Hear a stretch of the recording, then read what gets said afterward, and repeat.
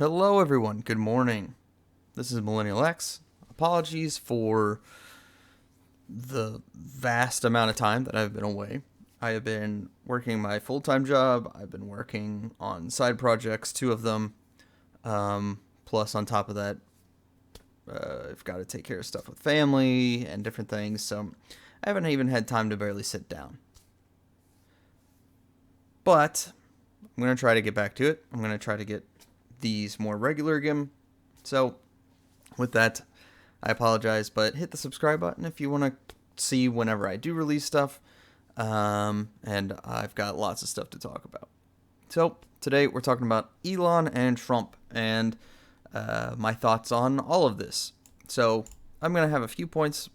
They're not going to be everything, but hopefully you get a general idea of where I stand on this. And I think that it's a pretty measured response myself. So, Elon, he's an extremely intelligent individual, and he does have a point on his spending stuff because he put a lot of stuff kind of at risk to try and make a positive impact on the government. I do not think he did a perfect job. I know people that work at federal agencies, just friends and stuff like that. And with that, they had a lot of chaos, a lot of stuff. I know some internal stuff just from, catching up with people on, hey, how's work, that type of stuff. With that, there is a definite, he didn't do a perfect job during Doge, but I know what he was trying to do, and I do know that he was on a limited time schedule to do it. So he was hatcheting when I wish he could have scalpeled, basically. But we're going to start out with the optics, the situation of this, because Elon's smart, but he talks like a traditional shit poster on the internet. He really does. He flies off the handle. He says stuff that isn't necessarily true, or it might be kind of like the old, I'll have you know I'm a trained special forces operation person with 100 confirmed kills. Like, he does that type of stuff. I know a ways back he had his thing about being the second best Quake team back in the day. And I know some people, I know Carl Jobs specifically, made stuff kind of being critical of that. But personally, I mean, if I showed up to what I thought was a big tournament and my team took second, even if it was because of the internet connection, like Carl Jobs had found, I would still, I might not feel like, hey, that internet connection made that much of a difference. I may feel that, hey, we were still good. We earned this second place finish. We're a really good team. We did awesome. That's just completely justifiable. You cannot contribute it as malice with him saying I was part of the second best team in this tournament. Even if other people disagree, you can't contribute that to lying or to malice if you might legitimately think that it didn't have that much of an impact. You never know. I don't think that Elon's a conservative. I think that he's still fairly liberal. He's still trying to do his different things. He has things that he cares about, just like other people have things that they care about. The key here during this discussion, though, is that Elon's feeling a little bit backstabbed. I'm kind of guessing that he's feeling a little bit backstabbed because he put a bunch of stuff on the line to try and make cuts to the federal government spending. And then the big beautiful bill came along and it's adding debt. I think that the cuts that Elon has made and the savings that he has found, I think that those are making that less of a debt than it would have been. It's allowing spending in other spots. But personally, I think that he still has the point of, many conservatives, many conservatives, I'd say probably 95% of conservatives want us to actually, when we control the Senate, the House, and the presidency, to actually try and bring ourselves into a balanced budget. Perhaps there is a way that this expense is going to help us. That's my thought, my curiosity. But Elon has a point about, hey, I did all this. Why have we not cut stuff back? Why are we spending more? That's a completely valid thing. I just think that Elon, he reacts a little bit harshly. He overreacts. He reacts quickly, like I said, like a traditional shit poster on the internet does. And with this, he says stuff that is not necessarily true. He kind of says stuff that's a bit libelous, and it's kind of like, dude, you've got to sit on your hands for like a day. Every time. It's like, sit on your hands for like a day, dude, and chill out for a day. Because your biggest thing, a lot like Trump, is that you can say stuff that it's like, please stop talking and think before you do it. I like what Trump does, but I can admit that Trump sometimes says stuff that I'm like, please stop. The third term thing. Stop, dude. You can't run for a third term, and you shouldn't run for a third term. Even though you are extremely effective and you are doing a lot of good for people, you cannot run for a third term. It has been put in as a legal limitation, and you can't. So stop. I know why he's doing it. He's doing it specifically to make all these media people just, their heads explode every time. But it's also making these wild leftists that I've met in my life go, he's trying to get a third term. He's going to be a authoritarian fascist. Well, they already call him a fascist, but they're saying all these things. And with that, it's like, he's not able to. He cannot do it. People aren't going to support him doing it. Anyone that's saying it, I'd say 95% chance they're shitposting just to enrage leftists. But it's like, please, can we stop? They are insane. They're going to try to kill him again. They're going to start trying to kill more conservatives. They are already violent extremists.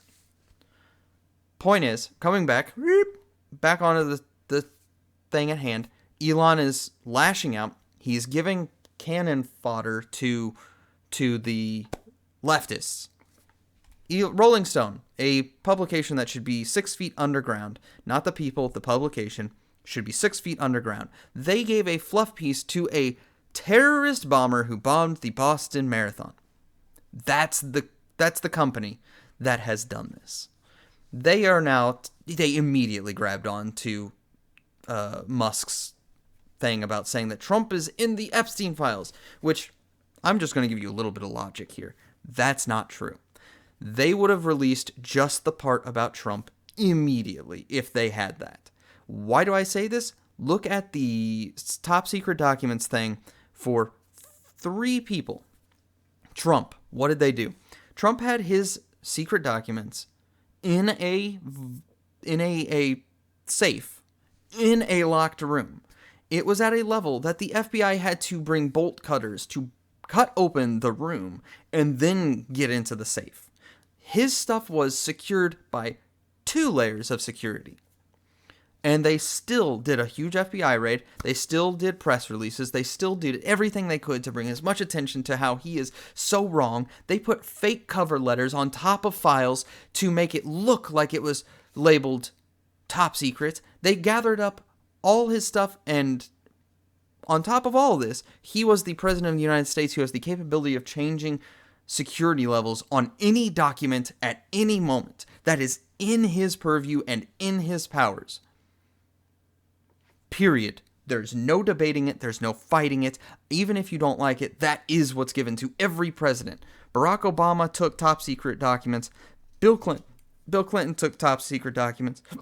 Every single person has taken top secret documents for different purposes. Sometimes it's for their library. Sometimes it's for other things. Meanwhile, we look at what's happened with Joe Biden. Joe Biden was a vice president. He had no ability to declassify anything. He took cases of documents to multiple locations that he owned and kept them in completely unsecure locations. No safes, no locked rooms. One of the specific examples that is given is he had several boxes of documents in his garage sitting next to his Corvette, just in a garage. There's no way you can make this debate even close to even. He didn't have the ability to declassify it, and he didn't keep it in a secured location. The only thing that you can say to give him the best benefit of the doubt is we don't know what was in those specific boxes. But we do know that he had top secret documents because he talked to his ghostwriter for one of his biographies, and he specifically said on a couple of occasions that this is information he shouldn't be sharing because it's top secret. But he's giving it to a writer for the purpose of him making money off of it. That is illegal. That is completely unethical, and that is wrong. I have seen zero information about Donald Trump using these to gain money. From what I understand, he took a bunch of stuff home with him at the end of the presidential term. Some stuff happened to be top secret stuff, and he kept it in a safe. He did not keep it out. He didn't give it to any writers. He didn't do anything. Maybe one day stuff will come out that he did and that he was looking to make money off of it in some way. But there's been literally zero evidence that I have seen thus far. The other person that you can look at is Hillary Clinton, who literally bleach bit her entire email server that was kept illegally, unsecured, and everything like that. And some stuff was put out by it, but every step of the way, they tried to cover for it as much as they could. They tried to downplay it. They tried to make it less of a deal. And they tried to help Hillary get the nomination, or not the nomination. She got the nomination. She did not get the presidency in 2016. So, point is, if they can do that with those stories where it's directly related between people, and they can still practically stick Trump on a cross to crucify him, while at the exact same time sweeping their own party's part under the rug, you think they wouldn't have done that with the Epstein list? They 100% would have. Plus, Donald Trump is the only person, I think back in like 2009, 2010, like way back, one of the victims of Epstein got a lawyer and was trying to go through this court process. Donald Trump is the only person, the only singular person out of, I think the lawyer said 100 plus subpoenas. He gave every single piece of documentation he had. He completely cooperated with all of it, and he tried to help them. He's also been on record a couple of times saying that Epstein's a bad guy and that he's not good. He took one airplane with him to Florida, not the island, Florida, where he lives and has Mar-a-Lago. And whenever he caught wind that Epstein was a pedophile, or whatever the terminology that they use for the guys that like preteen, or not preteen, but teen girls that are still illegal. Whenever he found out that he was into that stuff, Trump kicked him out of Mar-a-Lago, blocked him from ever returning, and completely cut ties with him. He had nothing to do with Epstein as soon as he found that out. But he is the only person that had that level of stuff. Donald Trump is not a perfect man. He says a lot of stupid shit. I don't agree with him with everything. But he at least has his moral core of that child stuff, hurting kids, is not acceptable to me. He doesn't drink. He doesn't do drugs. His sins and vices are food and Diet Coke. Not perfect, but that's a lot better than a lot of people. Moving on, though. Elon's issue is talking too fast and saying things that are absolutely insane, just to kind of get back at people. Evidence of this. Asmongold back months ago made a video basically saying, hey, I think that Elon is paying someone to play his Path of Exile 2 character, because I believe in his video, he said that his skill level wasn't that of someone who played to max level, and it seemed wrong. And I agree. But I have to say this to Elon. Dude, you run Tesla, you run X, you run SpaceX, and I believe at the time you were active in Doge already. You had 4 major responsibilities. It's okay to not have time to play video games. Like I said at the start of this video, I have been working my 40-hour-a-week job, which is actually more like 45 to 50.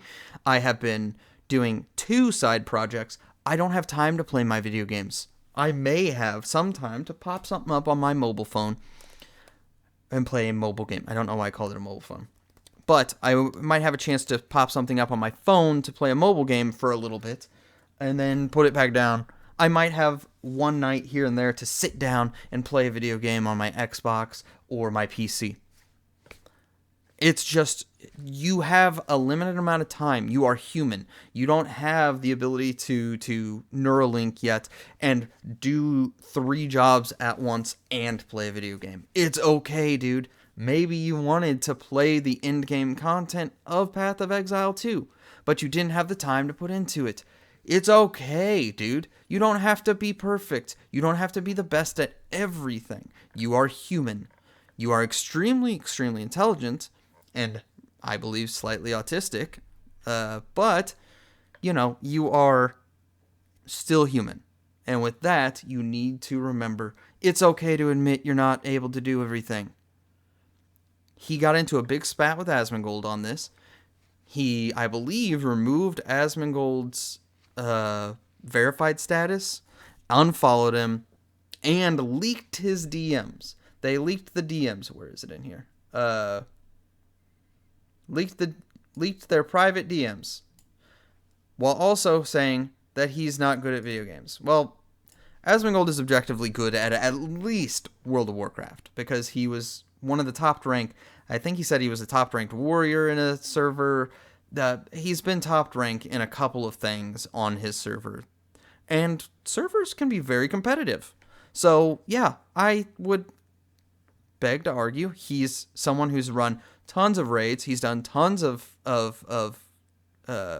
stuff with guilds. He's been top rank in whatever his categories were. I can't remember what he said. He is objectively good at video games.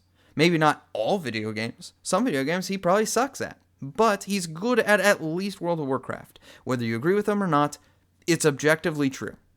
Okay? That's settled. He says stuff quickly, and then he kind of softens it. Because after people started giving him pushback, Musk deleted his tweets. He basically took it back.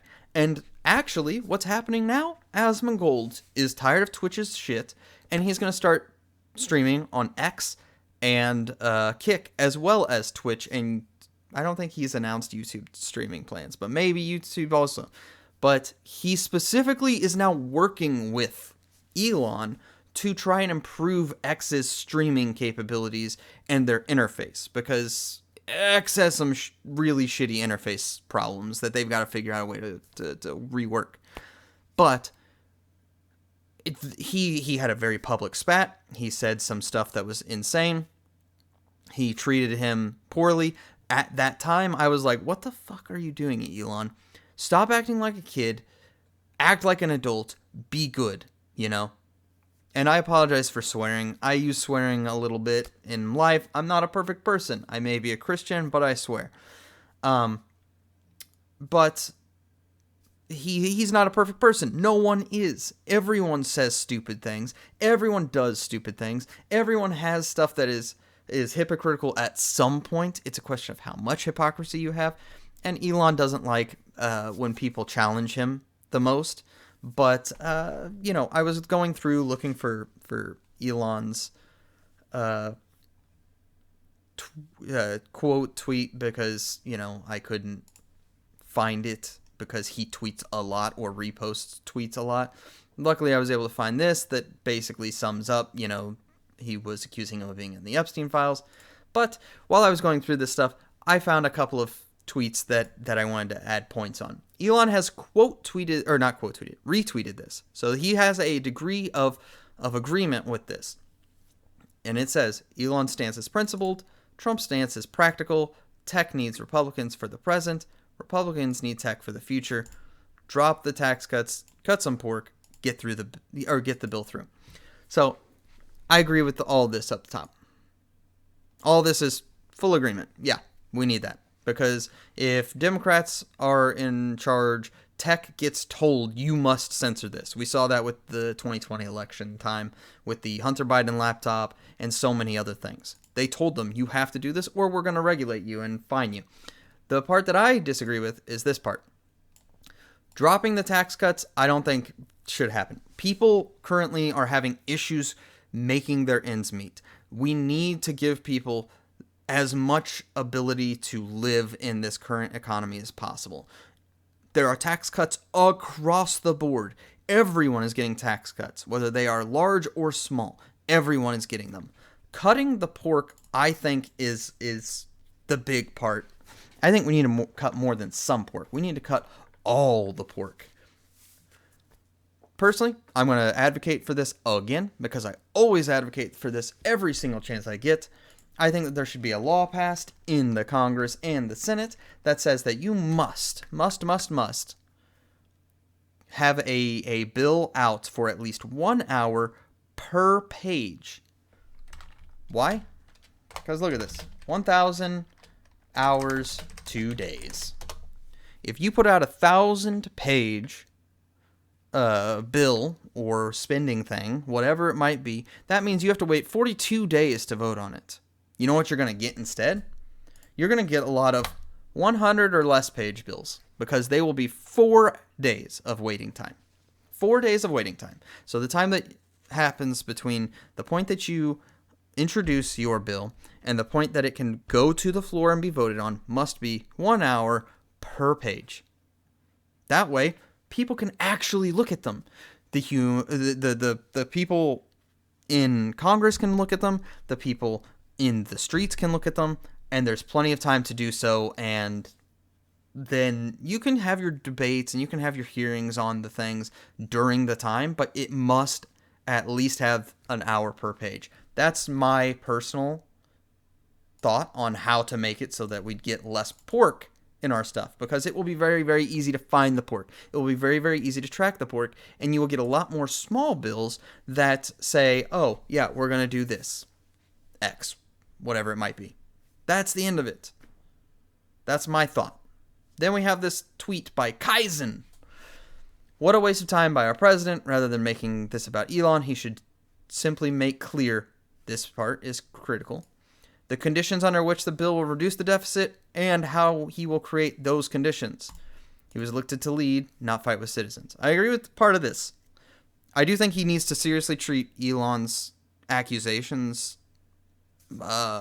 fairly and take care of them by making it very clear, hey, these are not true. They're unacceptable accusations. It's a stab in the back to who I thought was, or from who I thought was a friend. And it's not acceptable. You should not make those accusations. You cannot unring that bell. You gave this cesspool of a publication the opportunity to get their headline by making a stupid accusation. But I fully agree that Donald Trump needs to do these two things. He needs to say exactly what this bill is going to do. Is it going to bring us more business and tech? Is it going to bring us the ability to do X and Y and Z? Is it going to give, like I said with the tax cuts, is it going to give all these people the ability to make ends meet better?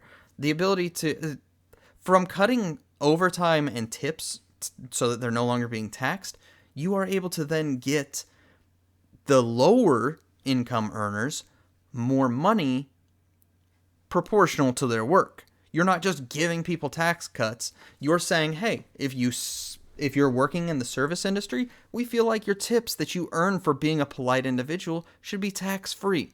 We feel like if you are putting in overtime and you are working hard, you should get more money, and we're not going to take away from that. That's important. But he needs to address those 2 points. It's a big thing. I think it would be great to see. Then we have our old friend Grums just sharing a meme, because Republican voters, like I said at the start, 95% of us want a balanced budget that makes sense, and we want to see ourselves financially stable and capable of doing this. I want to see a return to manufacturing, because a lot of middle-class families came from production.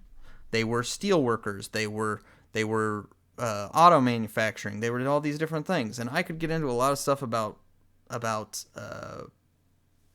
unions and stuff like that, about how they've made it harder to actually have these jobs. But this meme sums it up pretty well. On every time that we get full power as conservatives, I am a right-leaning libertarian type individual. I can do a test sometime for it, but every time it ends up being this. When do we stop spending? That's the neat part. We don't. It's like, please balance the budget. This is one of my big things with Trump. During 2020, he put a whole bunch of money into the market and inflated our money quite a bit. That's a criticism of Trump because he did wrong there. I understand why he did it, but I think that it should have been a case of, after a month of COVID, we knew that stuff wasn't. We found out very quickly that Fauci was lying the entire time, and it was just full of baloney. And that we should have our healthy younger kids who had an almost 0% fatality rate. I mean, the overall fatality rate ended up being under 1%. It was like 0.1% of people who got sick with COVID died. And all those people were either obese, had heart conditions, or had lung conditions. Should have very, very quickly reopened our economy and said, nope, no more extra stuff, get out. Go work. We will help old people and we will help babies. That's that. So, anyways, with that, I'm curious what your guys' thoughts are. Sorry I rambled a bit, but there's a lot to go over. There's a lot of points that I think kind of relate to it. Let me know in the comments what you guys think, and I will see you guys in the next video. Thanks.